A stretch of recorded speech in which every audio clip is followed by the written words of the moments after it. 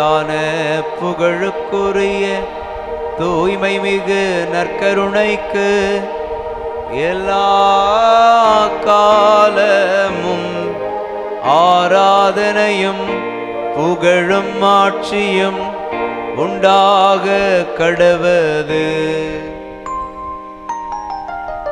ஆண்டவர் இரக்கம் நிறைந்த கடவுள், நம்மை நேசிக்கிற அன்பு செய்கிற ஆண்டவர். இந்த நல்ல தெய்வத்தை அனைவரும் எழுந்து நின்று இந்த ஆசீர்வாதமான வேளையில் ஆராதித்து அவரை மாட்சிப்படுத்துவோம்.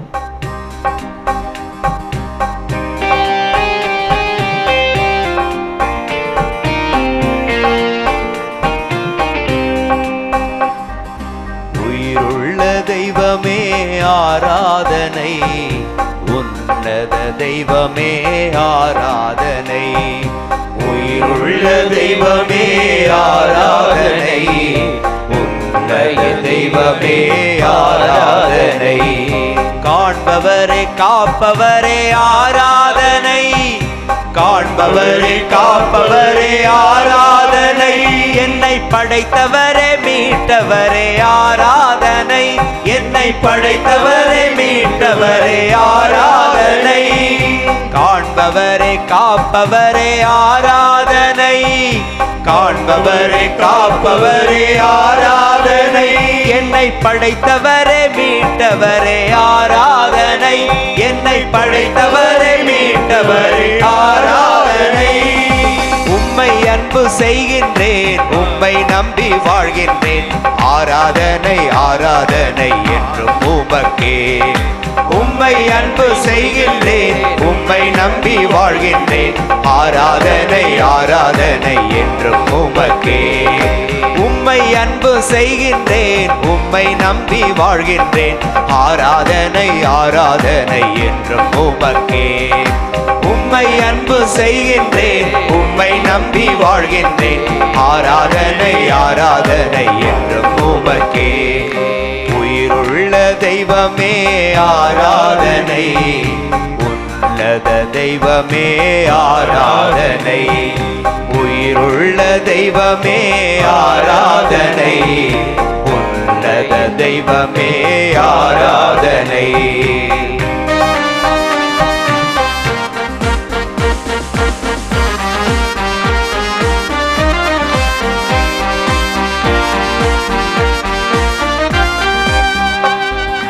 ஆபிரகாமின் தேவனே ஆராதனை, ஈசாக்கின் தேவனே ஆராதனை.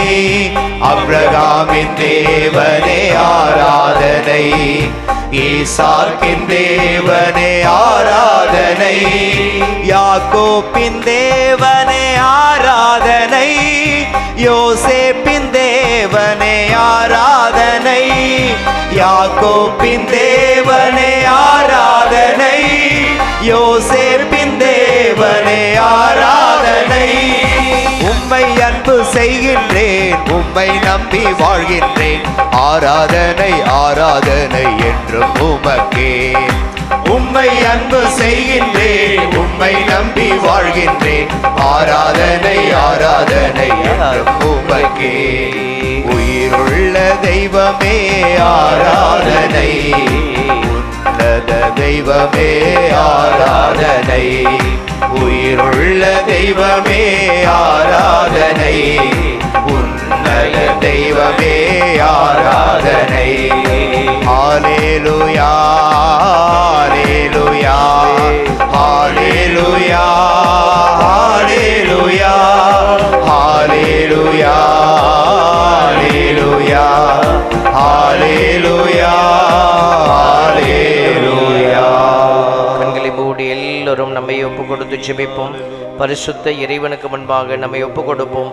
உடல் உள்ளம் ஆன்மா அனைத்தும் ஆண்டவரை துதிக்கும்படியாக, உங்களுடைய இதயங்கள் ஆண்டவரை துதிக்கும்படியாக, இணை சட்டம் 6:5 சொல்கிறபடியாக முழு இதயத்தோடு முழு உள்ளத்தோடு ஆண்டவரை நாம் துதிக்க, முழு ஆற்றலோடு அவரை துதிக்க அவர் உதவி செய்யும்படியாக ஆண்டவரிடத்தில் உங்களை ஒப்பு கொடுத்து செவியுங்க.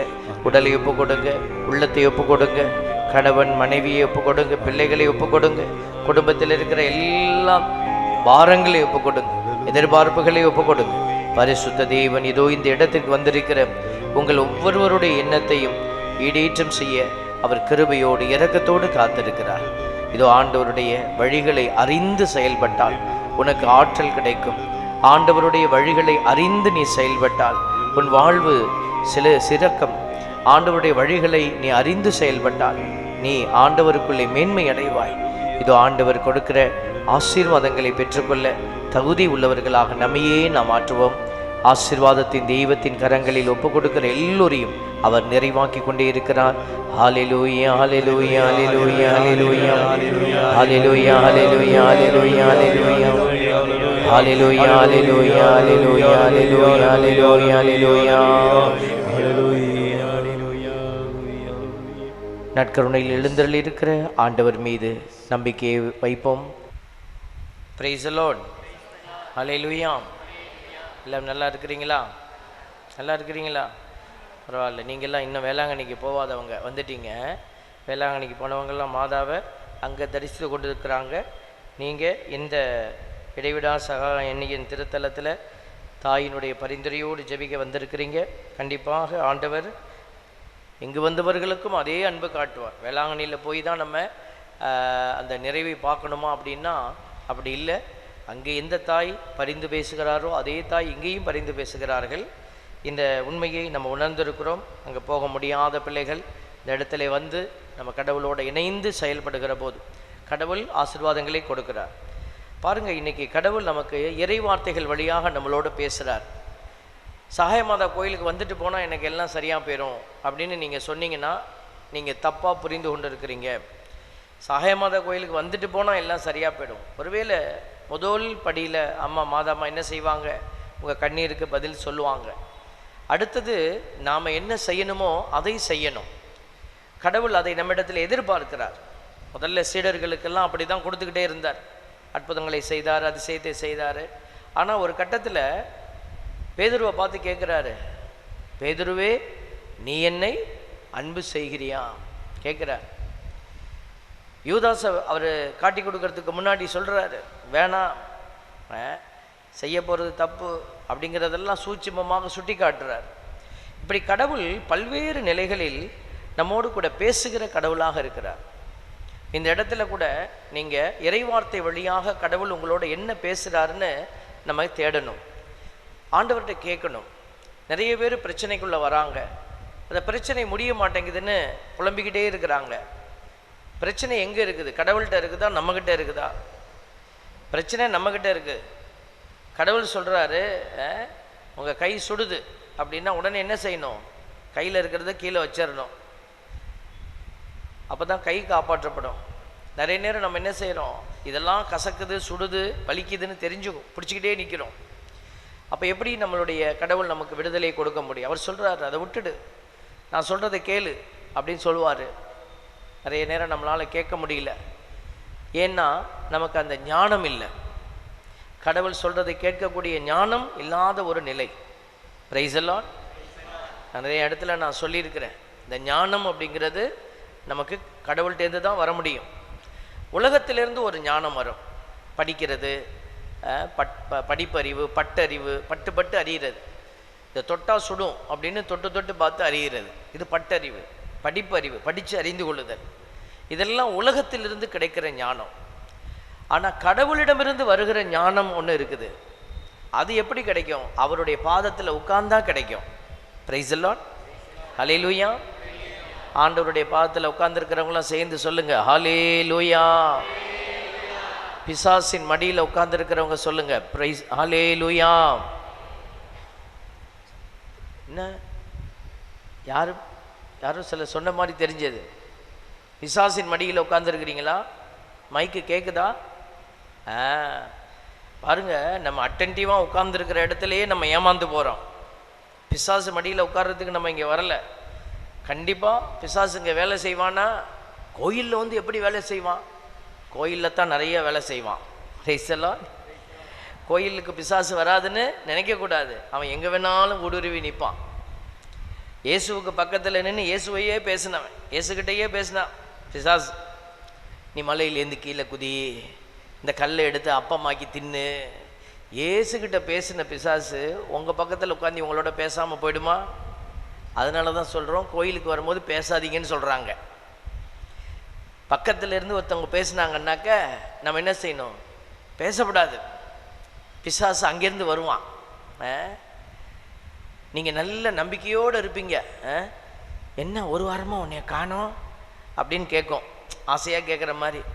இல்லை வீட்டில் ஒரு பிரச்சனை, அதனால தான் வர முடியல. ஆமாம், உன் மாமியார் தான் உன்னை அப்படியே அங்கே எல்லாம் சொல்லிக்கிட்டே கிடைக்க.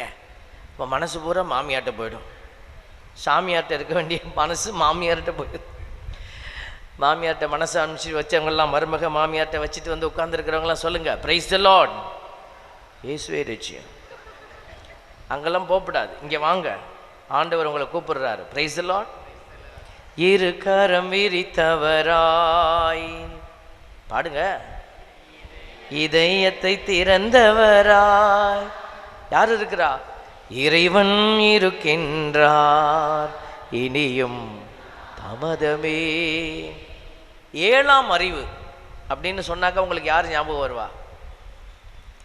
ஏழாம் அறிவு அப்படின்னோடனே உங்களுக்கு எல்லாம் சிரிக்கிறாங்க. ஞாபகம் வந்துருச்சு.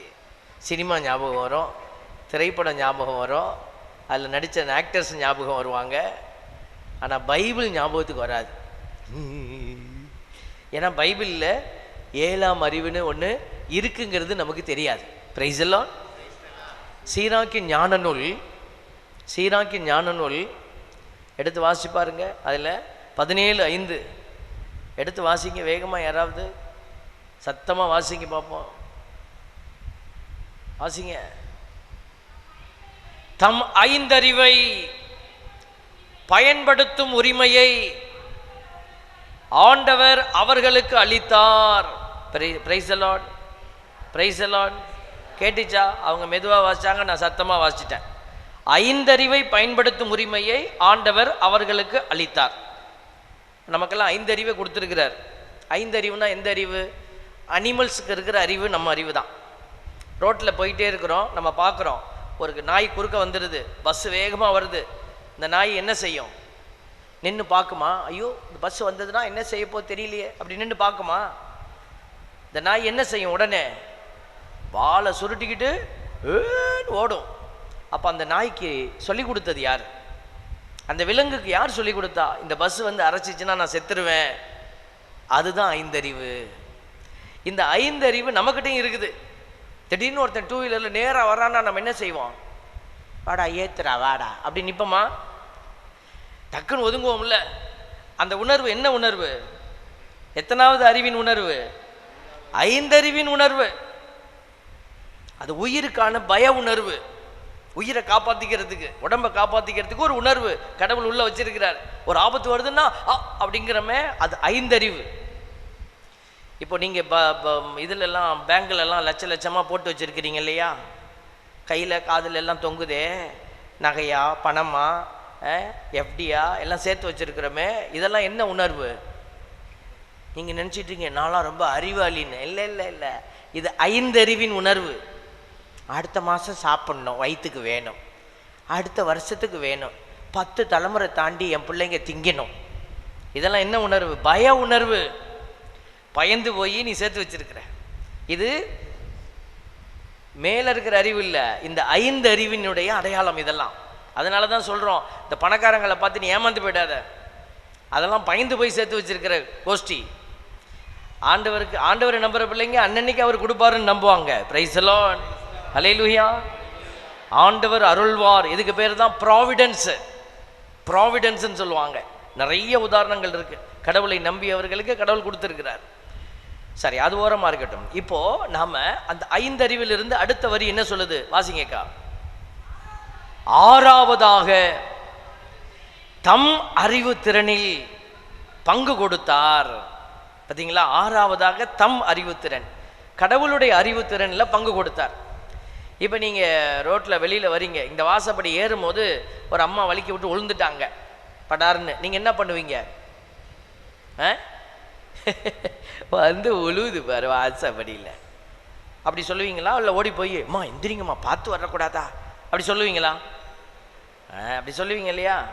ஆமாம், கொஞ்சம் பேர் தான் தலையாட்டுறாங்க, கொஞ்சம் பேர் ஆமாம் விழுந்துட்டு போச்சுப்பா அப்படி நினைக்கப்படாது. அது கடவுளுடைய உள்ளம் இல்லை. கடவுள் நம்மெல்லாம் பாவத்தில் விழுந்து கிடந்தப்போ அந்த கடவுள் இறங்கி வந்தார். நம்மளாம் கூப்பிடல, நீங்கள் வந்து சிலுவையில் அரைஞ்சி எங்களை காப்பாற்றுங்க, சிலுவையில் ரத்தம் சிந்தி எங்களை காப்பாற்றுங்க நம்ம சொன்னோமா? நமக்கு என்ன செய்யணும்னே தெரியல. நம்ம விழிப்பிதுக்கி நின்னோம். இந்த மனுக்குளம் அப்படியே பாவத்தில் உழண்டு கிடந்தது. கடவுளாக இறங்கி வந்து அவர் நமக்கு உதவி செய்தார். பிரைஸ் எல்லாம். இதுதான் தம் அறிவு திறனில் பங்கு கொடுக்கிறார். இந்த நன்மை செய்கிற அந்த மனநிலை. பிசாசு இதையும் என்ன செஞ்சிருவான்? குழப்பிடுவான். இதையும் குழப்பிடுவான். இந்த தாம் கடவுள் ஒரு திட்டம் கொடுக்கறதையும் குழப்புவான். இந்த அறிவு திறனில் கடவுளுடைய பிள்ளைகள் உதவி செய்கிறது போல தெரியும். அதனால தான் உனக்கு உதவி செய்ய யாராவது வருவாங்க, கை கொடுக்க வருவாங்க, உனக்கு தெரியணும் யாரு கை கொடுக்குறா, எதுக்கு கை கொடுக்குறா. உண்மையாகவே இவன் நம்ம வாழ்க்கையை உயர்த்தத்தான் கை கொடுக்குறானா, இல்லை நம்ம வாழ்க்கையை கீழே தள்ளுறதுக்கு அவன் கை கொடுக்குறானா? இந்த 6வது அறிவில் ஒரு சில குழப்பங்கள் வரும். நன்மை செய்கிற மாதிரி தெரியும், ஆனால் நன்மை கிடையாது. இப்போ உதாரணத்திற்கு பெரிய வெள்ளிக்கிழமை, பெரிய வெள்ளி, குட் ஃப்ரைடே அன்னைக்கு வந்து ஒரு வாசப்படியில், கோயில் வாசப்படியில் ஒருத்தர் வந்து பிரியாணி கொடுக்குறார், மட்டன் பிரியாணி கொடுக்குறார். இது சரியா? பெரிய வெள்ளிக்கிழமை மட்டன் பிரியாணி ஃப்ரீயாக கிடைக்குதே, பீஸ் எல்லாம் பெருசு பெருசாக போட்டிருக்கிறார். Praise the Lord. நீங்கள் என்ன சொல்கிறீங்க? இது சரியா? எல்லாம் முழிக்கிறத பார்த்தா எல்லாம் சரி மாதிரி தான் தெரியுது. ஆமாம் சாமி, பிரியா கொடுக்குறாங்கன்னா பிரியா என்ன வாங்கிட்டு போக வேண்டியது தான், சாயந்தரமாக சாப்பிட்டுக்கலாம். இப்போது அவர் செய்கிறது பாருங்கள், அன்றைக்கி ஃபாஸ்டிங் டே, அன்றைக்கி உபவாச நேரம், அன்றைக்கி சுத்தபோசனம். அவர் என்ன செய்கிறான்? அவன் பாவத்தை கழிக்கிறதுக்கு ஒன்றையெல்லாம் பாவி ஆக்குவான். வாசப்படியில் தயிர் கொடுக்குறேன், மோர் கொடுக்குறேன், கஞ்சி ஊற்றுறேன் அப்படின்னு எதையாவது ஊற்றுவான். இந்த வெள்ளிக்கிழமையில் நடக்கும், பெரிய வெள்ளி. ஏமாந்துடாதீங்க, இதெல்லாம் பிசாசு சட்டி வச்சுக்கிட்டு கூப்பிடுது.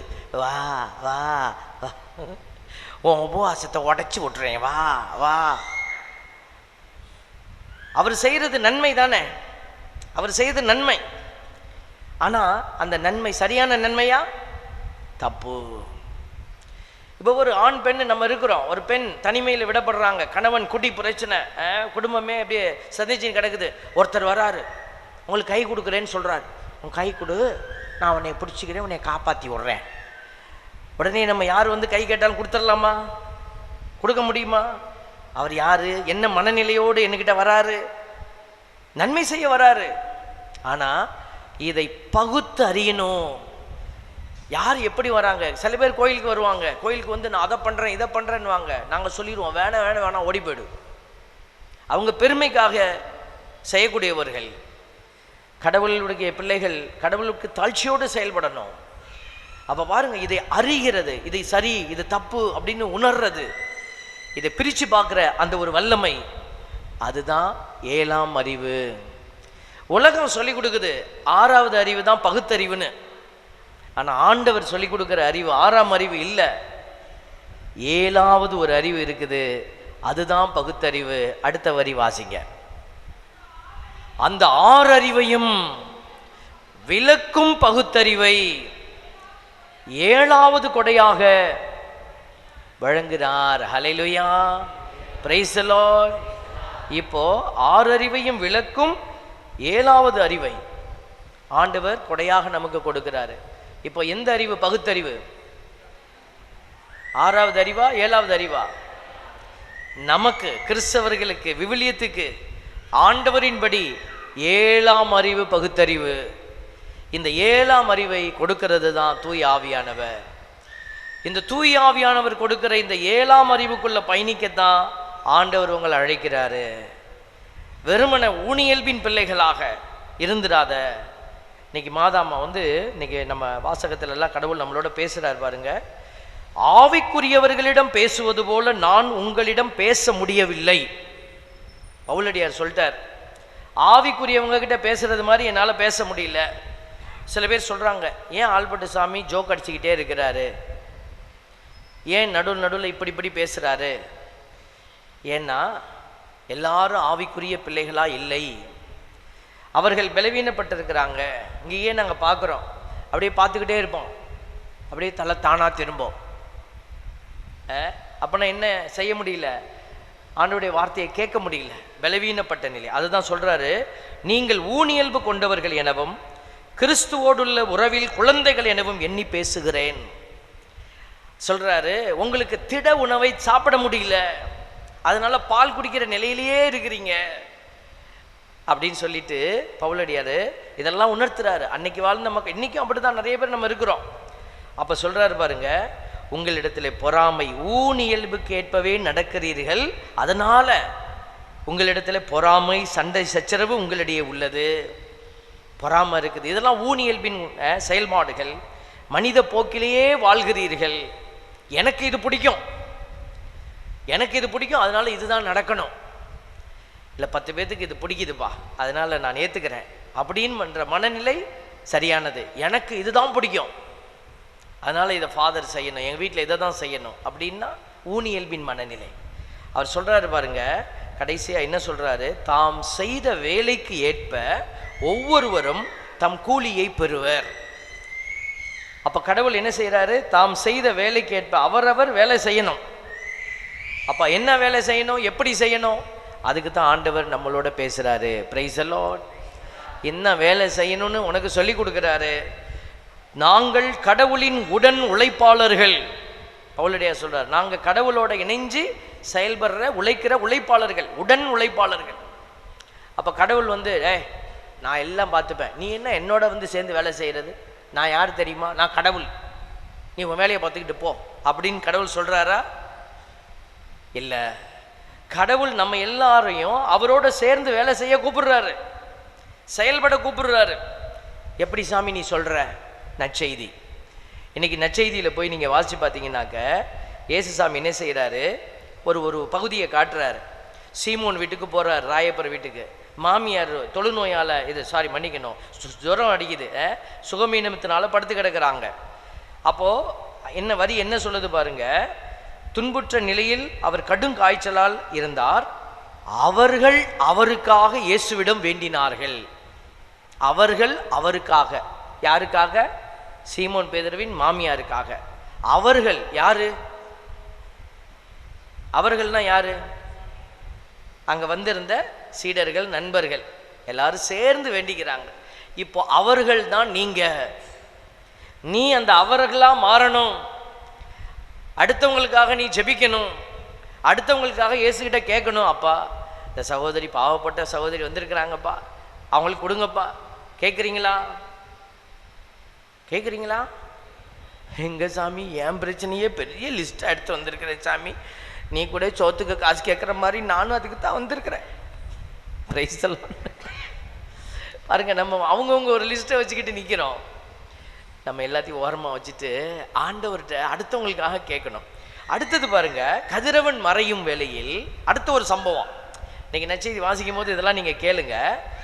பற்பல பிணிகளால் நலம் குன்றி இருந்தோரை அவரிடம் கூட்டி வந்தார்கள். நலம் குன்றி இருந்தோர் அவரிடம் வந்தார்கள்னு எழுதல, அவங்களா வரல, நோயுற்றவங்க அவங்களா எந்திரிச்சு வரல, அவர் மற்றவங்க என்ன செய்தாங்க, கூட்டி வந்தார்கள். அப்போ யாரோ ஒருத்தர் மற்றவங்களுக்காக செயல்பட்டு இருக்கிறாங்க. இதெல்லாம் சொல்லிட்டு இயேசு என்ன செய்யறாரு, நாம் அடுத்த ஊர்களுக்கும் போகணும், அங்கேயும் நற்செய்தி சொல்லணும்னு சொல்றாரு. அப்ப இந்த நற்செய்தினா என்ன, இந்த வார்த்தையை கேட்கிறவங்க என்னை மாதிரி செயல்பட ஆரம்பிக்கணும், இந்த நபர்கள் போல அவங்களும் செயல்படணும்னு ஆண்டவர் விரும்புறாரு. அதுக்கு தான் இன்னைக்கு நம்மளை பெயர் சொல்லி கூப்பிடுறாரு. அதைத்தான் நான் இந்த வார்த்தையில சொல்லிக்கிட்டே இருக்கிறேன்.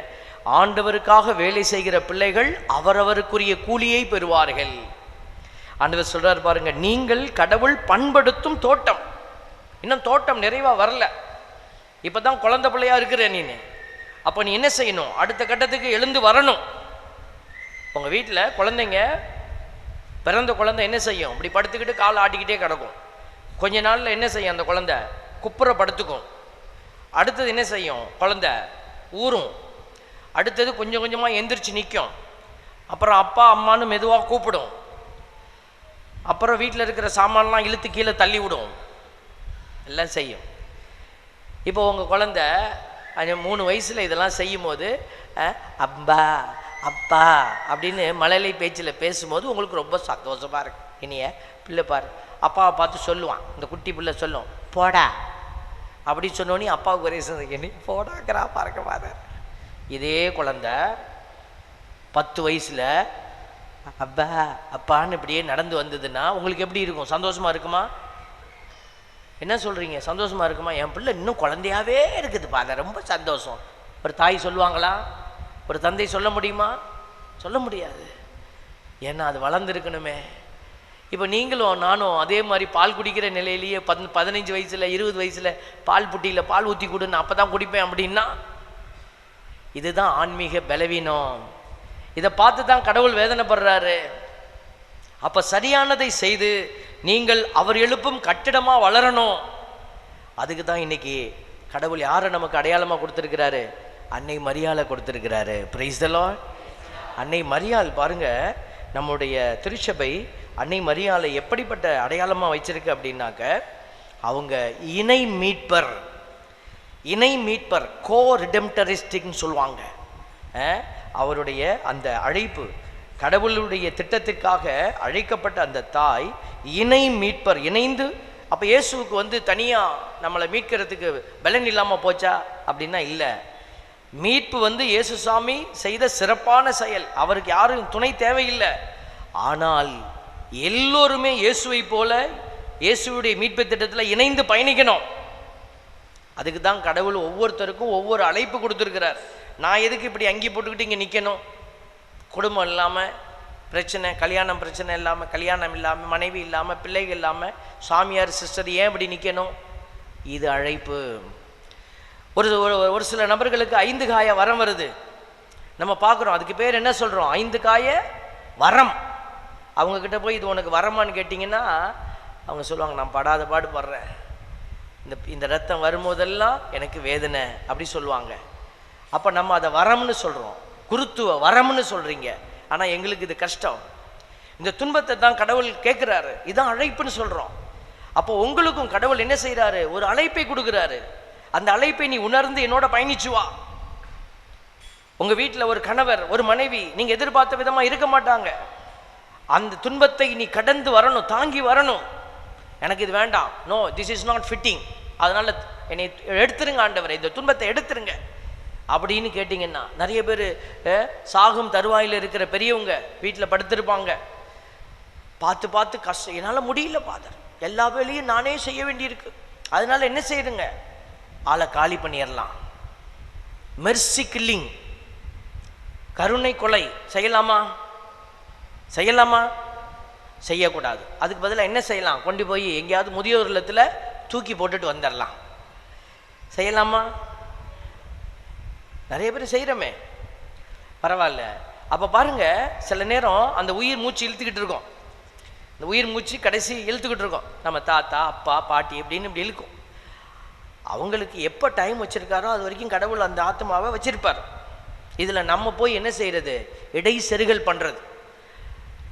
என்னன்னு தெரியலங்க, நேத்திலிருந்து வாய்க்கும் வயிறுக்கும் இப்படி இழுத்துக்கிட்டே இருக்குது, நெஞ்சுக்கும் வாய்க்குமாவே இருக்குது, தொண்டைக்கும் நெஞ்சுக்கும் அப்படி தான் சொல்லுவாங்க, தொண்டைக்கும் நெஞ்சுக்கும் இழுத்துக்கிட்டே இருக்குது, போக மாட்டேங்குது, என்னன்னு தெரியல, கொஞ்சம் பால் ஊற்றுங்கப்பா எல்லாரும்.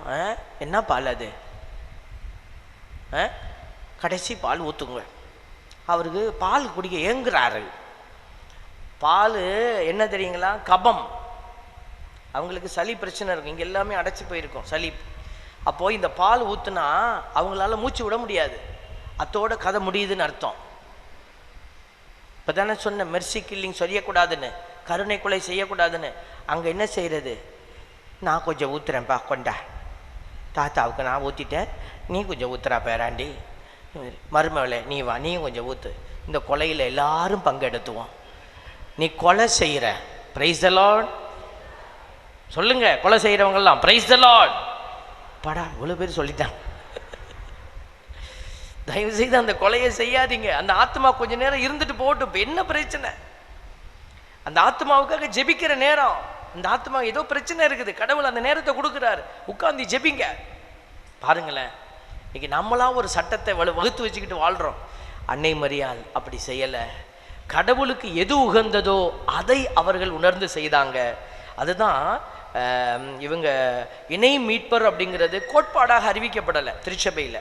அது பெரிய கோட்பாடு, டாக்மான்னு சொல்லுவாங்கள்ல, அப்படியெல்லாம் அறிவிக்கப்படலை. அது ஒரு நல்ல ஒரு நம்பிக்கை அடையாளமாக வைக்கப்பட்டிருக்கிறது. போப் லியோ த 13th 13வது லியோங்கிற போப்பு தான் என்ன செய்கிறாரு, இதை 1894 அவங்க கோ ரெடெம்டரஸ் அப்படிங்கிற அந்த ஒரு வார்த்தையை அவர் பயன்படுத்தி மாதாவை இந்த உயரத்துக்கு வைக்கிறாரு. அதனுடைய அடையாளத்தில் நம்ம பார்க்குற போது 1946 ஒரு புத்தகத்தை பப்ளிஷ் பண்ணுறாங்க. ஒரு மரியியல் வல்லுநர் ஒருத்தவங்க எழுதுகிறாங்க. அவங்க என்ன சொல்கிறாங்க, கம்பெண்டியம் மேரியாலஜி அப்படிங்கிற மரியாளை பற்றிய ஒரு நூல் தொகுப்பு. அதில் என்ன சொல்கிறாங்கன்னா, Mary did not only participate in the birth of the physical Jesus. இயேசுவுக்கு உடலை கொடுக்குற ஒரு வேலையில் மட்டும் அன்னை மரியாள் பங்கெடுத்தாங்கன்னு சொல்லக்கூடாது. அதை மட்டும் அவங்க செய்யலை.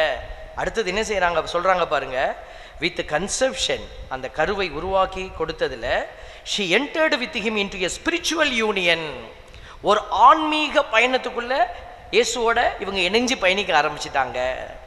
ஒரு ஆன்மீக பயணம். அவருடைய மீட்பு திட்டத்தில் எல்லாத்துலேயும் மரியாளும் உள்ளத்தால உணர்வால இருக்கிறாங்க.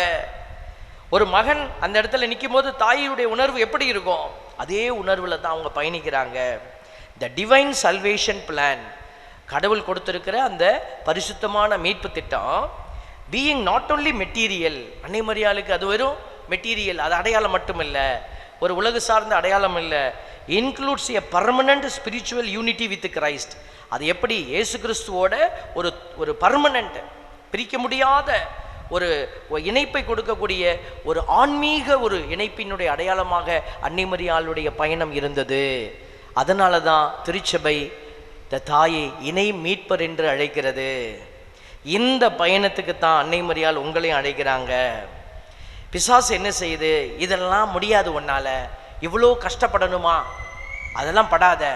மாதா அம்மாவுக்கு வருஷம் செப்டம்பர் மாதம் 8ஆம் தேதி வரும், நீ மாலை போட்டு 10 நாள் நீ லெக் பீஸ் மட்டும் சாப்பிடாம கறியை மட்டும் சாப்பிட்டுக்கோ,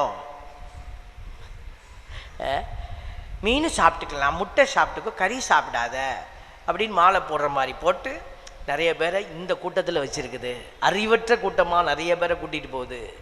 இது யார் செய்கிறா, கடவுள் செய்கிறாருன்னு நினைக்காதீங்க, மாதாம்மா செய்கிறாங்கன்னு நினைக்காதீங்க தயவு செய்து.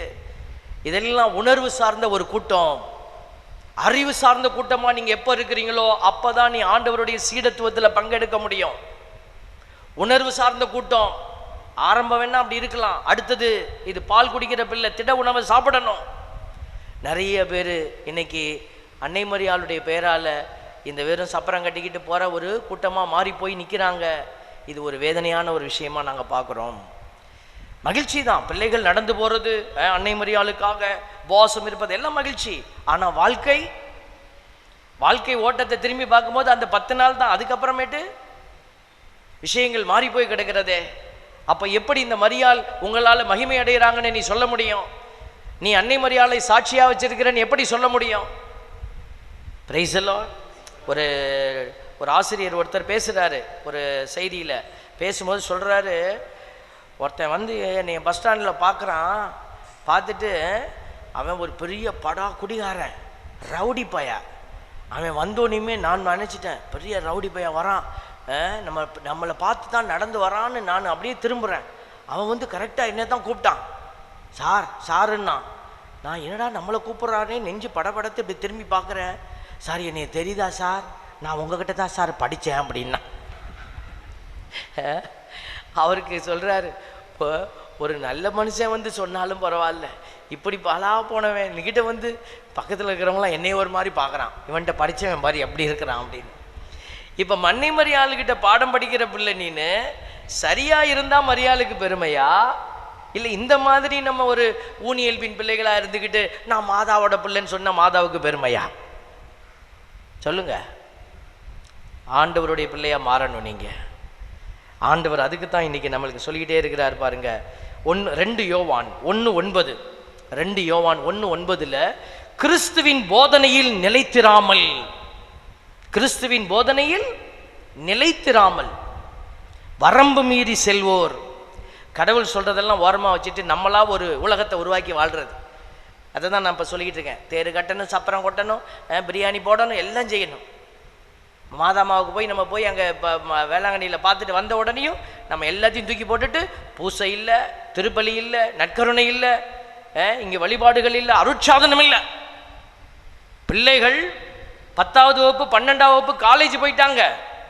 பிள்ளைகள் இன்னும் ஞானஸ்தானம் வாங்கலை, நற்கருணை வாங்கலை. என்ன தாய் நீ என்ன எந்த மாதாவை நீ வந்து கும்பிட்றதுக்கு நம்ம போகிறோம்? யோசித்து பாருங்க பிள்ளைகளே. அது உங்களுடைய லைனில் இருக்கிற குடும்பமாக இருந்தால் நீயும் அடி வாங்குவ. நீ சொல்லணும், நீன்னு உங்களுடைய ஞானத்தாய் ஞானத்தந்தையா நீங்கள் இருந்தீங்கன்னா உங்களுக்கு பெரிய ஆபத்து உண்டு. இதெல்லாம் நீங்கள் அறிந்து கொள்ளணும். ஆண்டவர் சொல்கிறார், நீங்கள் கிறிஸ்துவின் போதனையில் நிலைத்திராமல் வரம்பு மீறி செல்வோர் கடவுளை கொண்டிருப்பதில்லை. கடவுள் இருக்கிற இல்லாத இடத்துல மாதாமா இருக்க மாட்டாங்க. நீ சொல்லிக்கிட்டே இருக்க வேண்டியதுதான், நான் வாரம் நான் சகாய மாதா கோயிலுக்கு போயிட்டு வருவேன், போய் மாதாமாவுக்கு பூவை சாத்திட்டு வந்தேன்னா எனக்கு நிம்மதி. நீ சாத்திட்டு வா, ஆண்டவர் உன்னை ஒரு சாத்துவார். Price the Lord. அறியாத பிள்ளைக்கு சொல்லி கொடுப்பார் பிள்ளைய. அதை தான் ஆண்டவர் இப்போ செய்கிறாரு. ஆனால் நீங்கள் நிறைய பேர் என்ன செய்கிறீங்க? இந்த மாதிரி உண்மையை காட்டுற கண்ணாடியாக நிற்கிற எங்களை உடைக்கிறீங்க, கண்ணாடியை கல்லை எடுத்து போட்டு. Praise the Lord. சாமியாரை குறை சொல்கிறீங்க. நாங்கள் உண்மையை உங்களுக்கு படம் பிடிச்சு காட்டுற கண்ணாடி, அவ்வளோதான். நான் யாரையும் தனிப்பட்ட விதமாக இங்கே பேசலை, பொதுவாக சொல்கிறோம். இது உனக்கு காயப்படுத்திச்சுன்னா நீ உட்காந்து யோசி. நான் பால் குடிக்கிற ஒரு உணவை தின்று கொண்டு இருக்கிறேன், ஒரு பச்சை புள்ள மாதிரி இன்னும் இருக்கிறேன்னா திட உணவை எப்போ சாப்பிட போகிற? ஆண்டவர் சொல்கிறார் பாருங்க, அவர் போதனையில் நிலைத்திருப்போரிடமே தந்தையும் மகனும் இருக்கிறார்கள். ஆண்டவருடைய பிள்ளைகளே, தந்தை மகன் இருக்கிற இடத்துல தான் தூயாவி இருப்பார். மூவொரு தேவன் இருக்கிற இடத்துல தான் அன்னை மரியாள் இருப்பாங்க, அந்தோனியார் இருப்பாங்க, புனிதர்கள் இருப்பாங்க. நீங்களா ஒரு சட்டத்தை வகுத்து கொண்டு நான் செய்கிறதுக்கு சாமியார் இறங்கி வரணும் அப்படின்னா சாமியார் ஒன்றும் செய்கிறதில்ல. நீ என்ன சொல்கிறியோ அதை நான் மந்திரிப்பேன். நீ எதையாவது தூக்கிட்டு வந்து மந்திரினா நான் மந்திரிப்பேன். ஏன் மந்திரிக்கிறேன்? நான் மந்திரிக்கலன்னா நீ என்னை அடிப்பேன். சாமியார் அவமானப்படுத்தி பேசுவேன். எனக்கு எதுக்கு? ஆண்டவர் உன்னையை தண்டி கேட்டோம், ஆண்டவர் உனக்கு பதில் கொடுக்கட்டும். நான் போயிட்டே இருக்கிறோம். ஒரு கிராமத்தில் பூசை வைக்கிறேன், இப்படி வந்து வாங்குறான். அவன் ஊர் தலைவர், அவர் நன்மை கேட்குறான், அப்படி பிடிச்சிருக்கிறான். இப்போ இவனுக்கு நன்மை கொடுக்கறதா கொடுக்கக்கூடாதா? நீ சொல்லிட்டு போயிடுவீங்க கொடுக்கக்கூடாதுன்னு. அடி அவன் வாங்குறது, அவன் இருக்கிறான். அதான் பெருசு. ஒரு ஆறை விட்டானா நான் 9 மாதத்தும் படுத்துருவேன். ஆனால் பாருங்கள், அந்த ஊருக்காரங்கெல்லாம் ஒருத்தர் கூட வாய் திறக்கலைங்க. எல்லோரும் வேடிக்கை பார்த்துட்டே இருந்தாங்க. சாமியார் என்ன பண்ணுற? அப்போ தான் நினச்சேன், நான் கூட கொஞ்சம் ஜிம்முக்கெல்லாம் போயிட்டு வந்திருக்கலாம் போல இருக்கேன். ஆண்டவரை காப்பாற்றுறதுக்கு நாங்கள் ஜிம்முக்கு போக வேண்டியிருக்கு. இப்போ தேவப்பிள்ளையே, ஏன் அங்கே இருக்கிற எல்லாருமே திருமலுக்கு வாங்கினவங்க தானே, ஏன் பேசலை? கிறிஸ்துவின் மனநிலை இல்லை. இதுதான் ஆண்டவருக்கு வேதனை. ஆண்டவருக்கு உகந்த பிள்ளைகளாக நம்ம மாறணும். ஏன் இப்படி ஒருத்தன் வந்து கேட்டான், அவன் வந்து கிறிஸ்தவன், ஏன் இப்படி கேட்குறான்? அவனுக்கு அறிவுறுத்தப்படலை. இப்படிப்பட்ட தீமைகள் ஒளிந்து கிடக்கிற ஒரு கூட்டத்துக்குள்ளத்தான் ஆண்டவர் நீ ஒளியாயிரு ஒப்பாயிருன்னு சொல்றாரு. நீங்கள் ஆண்டவருக்கு சான்று பகிர்கிற பிள்ளைகளா மாறி அநேகரை ஆண்டவருடைய சாட்சிக்குள்ள கூட்டிட்டு வரணும். எழுந்திருச்சு நிற்போமா? எல்லாரும் எழுந்து நிற்போமா? இந்த பாடலை பாடி, ஆண்டவரே உம்முடைய பரிசுத்த கிருபைக்குள்ளாக நாங்கள் கடந்து வர, உண்மையின் ஒளியை கண்டுகொள்ள. அன்னைக்கு திருமுழுக்கு யோவான் பாலைவனத்தில் கத்திக்கிட்டே இருந்தார். அன்னையிலேருந்து இன்னைக்கு வரைக்கும் ஆண்டவர் இறைவாக்கினர்கள் வழியாக, ஆண்டவருடைய அடியார்கள் வழியாக உண்மையின் வார்த்தையை உரைத்து கொண்டே இருக்கிறாரு. ஆண்டவர் என்ன சொன்னாலும் சொல்லிட்டு போறாரு, நான் இப்படி தான் இருப்பேன் அப்படின்னு நின்னா ஆண்டவர் உனக்கு உதவி செய்ய முடியாது. அன்னை மரியாள் உதவி செய்ய முடியாது. இப்போ உன்னிடத்தில் இருக்கிற அந்நிய தெய்வங்கள், அந்நிய தெய்வத்தின் அடையாளங்கள், உன்னிடத்தில் இருக்கிற தீமையின் அடையாளங்கள் எல்லாத்தையும் தூக்கி வெளியில போடு. ஆண்டவர்கிட்ட சொல்லு, ஆண்டவரே இதோ அன்னை மரியாளை போல உங்களுடைய மீட்பு திட்டத்துல துன்பத்தோட துயரத்தோட நான் பயணிப்பேன், நான் உங்களுக்கு சாட்சியா நிற்கிறேன். நீ சொல்லு, வார்த்தையை கொடு. ஆண்டவர் உனக்கு விடுதலையை இப்பொழுது வாய்க்க பண்ணுவார். ஆண்டவர் உன்னை விடுவித்து ஆசீர்வதிப்பார். உன் கட்டுகளை உடைப்பார். தீமையின் அதிகாரத்திலிருந்து உன்னை தூக்கி எடுத்து மீட்டெடுத்துக் கொள்வார். துதித்து பாடும், கரங்களை தட்டி எல்லோரும் உற்சாகமாய்.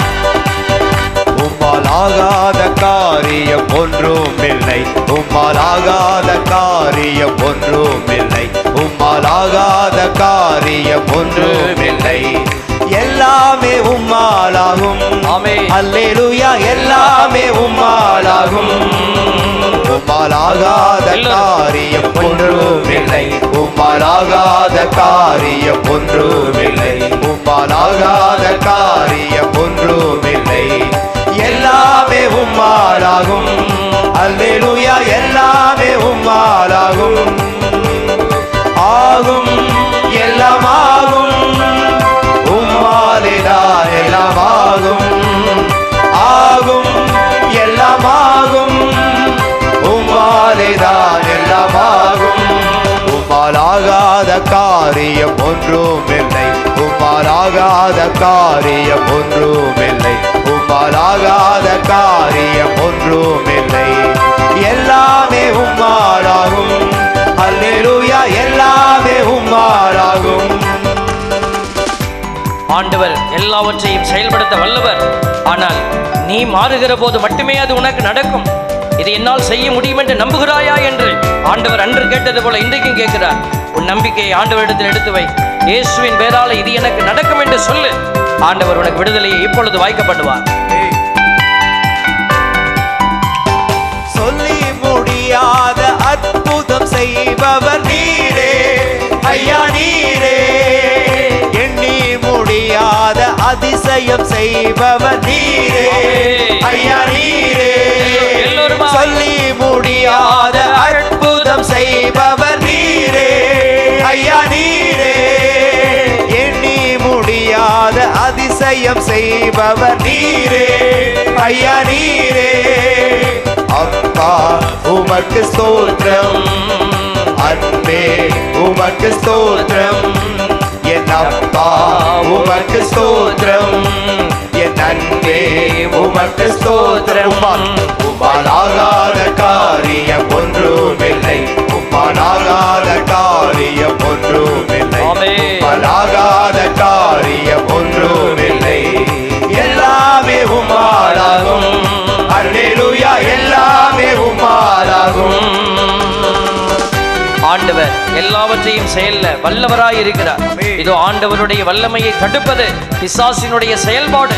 ஆண்டவர் உன்னை விடுவிக்கவே காத்திருக்கிறேன் என்றவர், உன்னை கயிறம் பிடித்து காத்துக்கொள்வேன் என்று சொன்னவர், உன்னுடைய கட்டுகளை உடைக்க நான் தயாராயிருக்கிறேன் என்று சொல்கிறார். இதோ ஆண்டவருடைய வார்த்தையை நம்பி துதிங்க.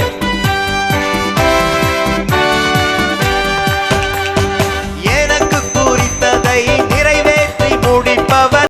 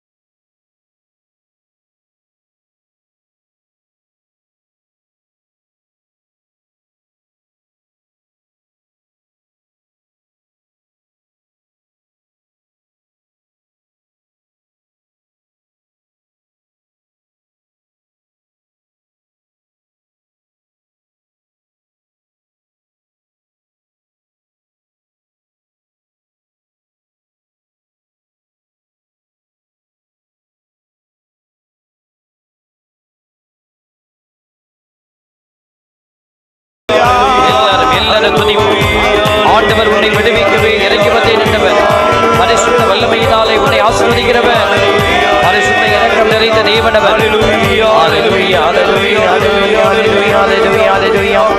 இயேசுவின் நாமம் மகிமை அடைகிற அபிஷேகத்தின் நாமம் பிள்ளைகள் வழியாக ஆண்டவர் இப்பொழுது மகிமை அடைகிறார். ஆண்டவரை கண்களை மூடி துதி. ஆண்டவரை இதோ நீ மாட்சிப்படுத்து. அவருடைய வழிகளை செமையாக்க உன் மத்தியிலே இப்பொழுது கடந்து வரப்போகிறார். அன்று இஸ்ரேல் மக்கள் மத்தியிலே கடந்து வந்த தேவன் மேக ஸ்தம்பமாய் அவர்களை வழிநடத்தினவர், நெருப்பு தூணாய் வழிநடத்தினவர். தீமையினுடைய எல்லா கட்டுகளிலிருந்தும் அவர்கள் விடுவிக்கப்பட, எல்லா கசப்புகளிலிருந்து விடுவிக்கப்பட வழிகாட்டிய தேவன் அவர். இதோ உங்கள் மத்தியிலே கடந்து வருகிற நேரம் ஆசீர்வாதத்தின் தேவன் உங்களை நிறைத்து தொடுகிறார். உங்களுடைய கட்டுகள், திருமண தடைகள், குழந்தை பாக்கியத்தினுடைய தேவைகள், கடன் பிரச்சனைகள், வழக்குகள், தொழில் சார்ந்த பிரச்சனைகள் எல்லாவற்றையும் ஆண்டவர் சந்திக்கிறார். பிள்ளைகளுடைய கண்ணீரை துடைக்கிற தேவனவர். இதோ குடி பிரச்சனையில விழுந்து கிடக்கிற குடும்பத்தை ஆண்டவர் மீட்டெடுக்க சித்தமாயிருக்கிறார். உன் வீட்டிலே குடியின் சப்தம் அல்ல, சண்டை சச்சரவின் சப்தம் அல்ல, ஆண்டவரை துதிக்கிற சப்தம் கேட்கிற போது உன் வீடு விடுதலை அடையும் என்று ஆண்டவர் சொல்லுகிறார். இயேசுவின் நாமம் உன்னால் மகிமையடைய போகிறது. இயேசு உன் வழியாக மாட்சியடைகிறார். பேதுருவை பார்த்து கேட்டவர், நீ என்னை அன்பு செய்கிறாயா என்று கேட்டவர் உன்னிடத்திலும் கேட்கிறார். ஆண்டவருக்கு சொல், நான் உம்மை அன்பு செய்கிறேன், உம்மை ஏற்றுக்கொள்கிறேன், உம்முடைய விடுதலைக்காய் காத்திருக்கிறேன் என்று சொல். ஆண்டவர் உன்னுடைய சாட்சியத்தின் வழியாகவே உன்னை உயர்த்தி ஆசீர்வதிக்கிறார். பரிசுத்த தெய்வமே, இரக்கம் நிறைந்த கரங்களிலே பிள்ளைகளை ஒப்பு கொடுத்து செபிக்கிறோம். ஆண்டவரே, பிள்ளைகள் மத்தியிலே நீர் கடந்து வருகிற இந்த நேரம் ஆசீர்வாதத்தின் நேரமாய், துன்பங்கள் கடந்து செல்கிற நேரமாய், கட்டுகள் உடைகிற நேரமாய், பிள்ளைகளை விடுவிக்கிற விடுதலை நேரமாய் இது மாறட்டும். இயேசுவின் நாமத்திலே ஒப்பு கொடுத்து செபிக்கிறோம். ஆமென்.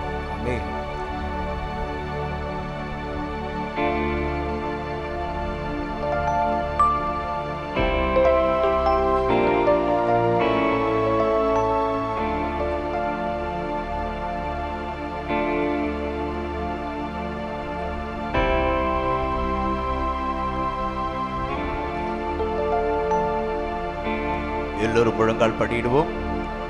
எல்லோரும் முழங்கால் படியிட்டு, ஏசையா இரட்சகரே, சுகம் தரும் என் தெய்வமே, ஏசையா இரட்சகரே, சுகம் தரும் என் தெய்வமே,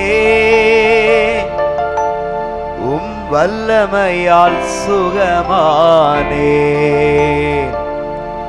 உம் வார்த்தையால் சுகமானே, உம் தழும்புகளால் சுகமானே, உம் தயவினால் சுகமானே. சுகம் பெலன் எனக்குள்ளே வாய்ந்து செல்லுதே, வல்லமை நதியாய் பரவி பாயுதே. சுகம் பெலன் எனக்குள்ளே பாய்ந்து செல்லுதே, வல்லமை நதியாய் பரவி பாயுதே.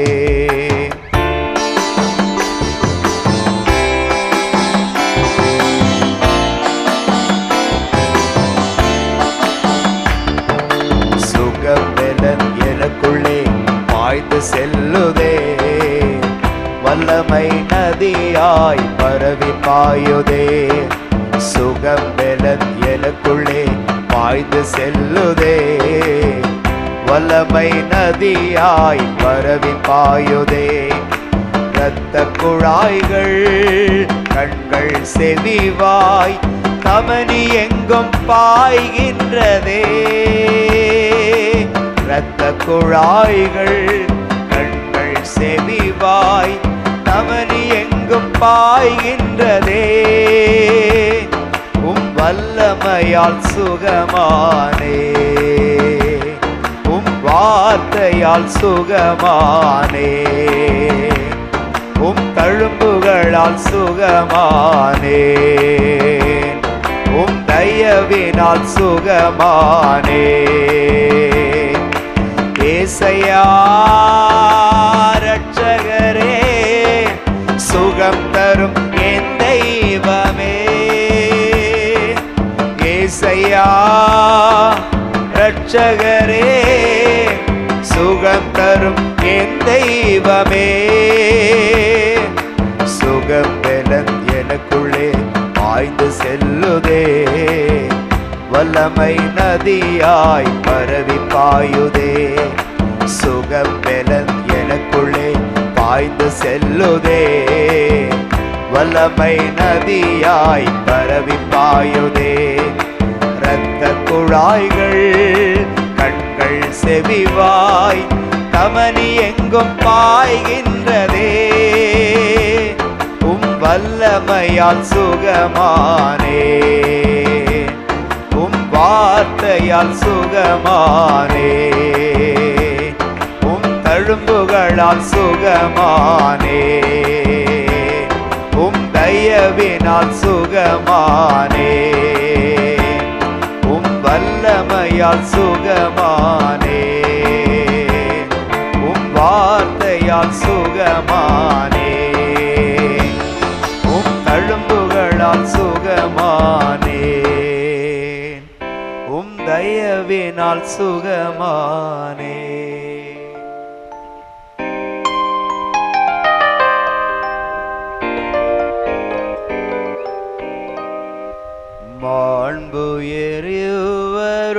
மாண்புயருள்ளடையாளத்தை தாழ்ந்து பணிந்து ஆராதிப்போம். பழைய நியம முறைகள் அனைத்தும் இனி மறைந்து முடிவு பெறுக. புதிய நியம முறைகள் வருக. புலன்களாலே மனிதர் இதனை அறிய இயலா. குறையை நீக்க நம்பிக்கையின் உதவி பெறுக. தந்தை அவர்க்கும் மகன் இவர்க்கும் புகழ்ச்சியோடு வெற்றியாற்றும். மீட்பின் பெருமை மாட்சிமையோடு வலிமை வாழ்த்த யாவுமாக. இருவரிடமாய் வருகின்றவராம் தூய ஆவி ஆனவர்க்கும் அளவில்லாத சம புகழ்ச்சி என்றுமே உண்டாகுக.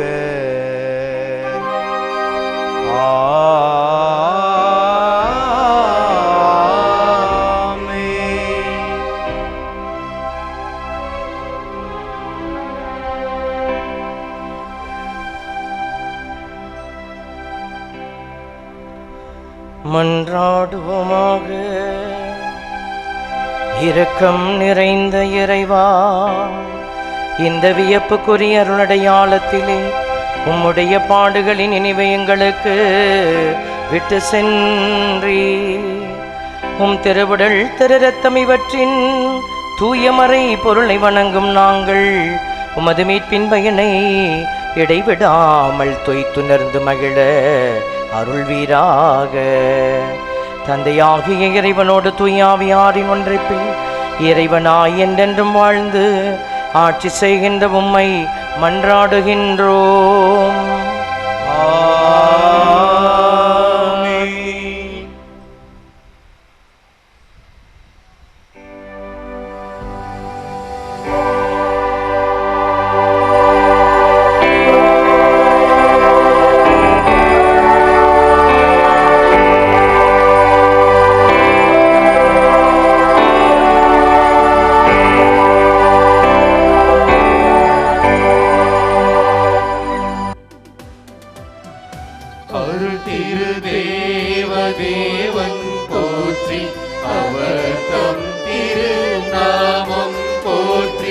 அவர் மகன் இயேசு கிறிஸ்து போற்றி. அவர் தம் திரு அன்பே போற்றி. அருள் திரு தூய ஆவி போற்றி. அவர் தம் திரு ஞானம் போற்றி. அருள் திரு அன்னை மரியாள் போற்றி. அவர் தம் திரு தூய்மை போற்றி. அருள் திரு சூசை முனியும் போற்றி. அவர் தம் திரு வாய்மை போற்றி. அருள் திரு தூதர் அமரர் போற்றி. அவர் தம் திரு சேவை போற்றி. அருள் திரு